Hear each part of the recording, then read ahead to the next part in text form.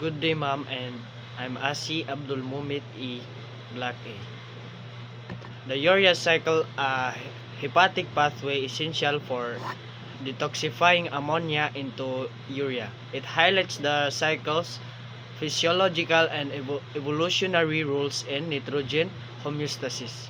Its integrations with metabolic networks like the TCA cycle and gut microbiome, clinical challenges in urea cycle disorders, UCDs, and emerging therapeutic innovation.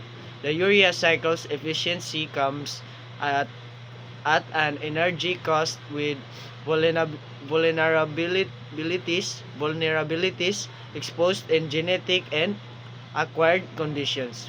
Future prospects include gene therapy and personalized medicine, emphasizing the pathway's broader significance in health, adoption, and interdisciplinary research.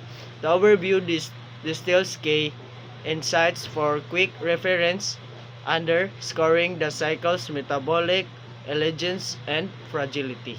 Ester bonds are one of the most important types of covalent bonds in chemistry and biology. They are formed through a reaction between an acid, usually a carboxylic acid, and an alcohol with the elimination of water. The reaction is called esterification.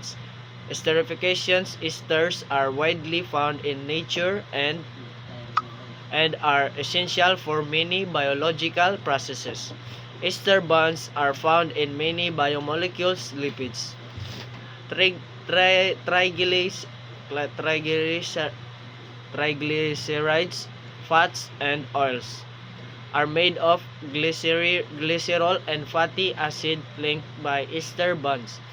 Phospholipids, important components of cell membrane, nucleic acid, the backbone of DNA and RNA has phosphodiester bonds, a special type of ester bond.